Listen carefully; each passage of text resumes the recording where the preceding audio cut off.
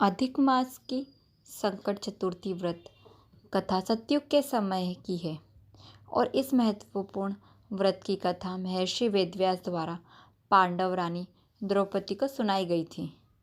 एक बार ऋषि, जो कुरुवंश के संरक्षक भी थे, पांडवों के निर्वासन के दौरान उनके निवास स्थान पर आए और द्रौपदी, जिसे पहले दुशासन ने निर्वस्त्र किया था और दुर्योधन द्वारा अपमानित किया गया था, आश्चर्य करती है कि उसने ऐसा कौन सा पाप किया था जो उसके साथ इस तरह का व्यवहार होता है।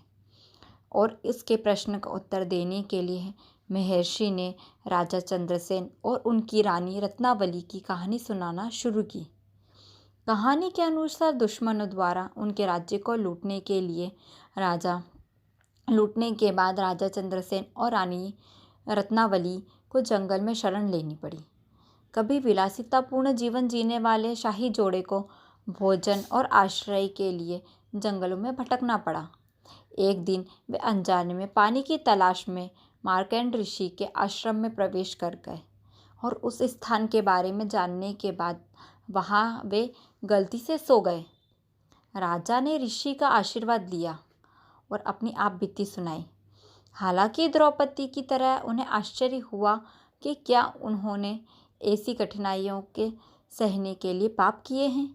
इसलिए उनके प्रश्नों का उत्तर खोजने में मदद करने के लिए मार्कंड ऋषि ने चंद्रसेन को उनके पिछले जन्म के कर्मों के बारे में याद दिलाया। अपने पिछले जन्म के दौरान चंद्रसेन शिकार करने के लिए एक जंगल में गया था।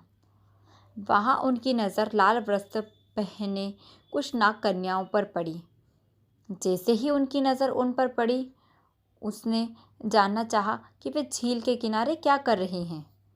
तब नाग कन्याओं ने उन्हें बताया कि वे अधिक मास संकट चतुर्थी का व्रत कर रही हैं, जो उनकी सभी समस्याओं को छुटकारा पाने में मदद करता है।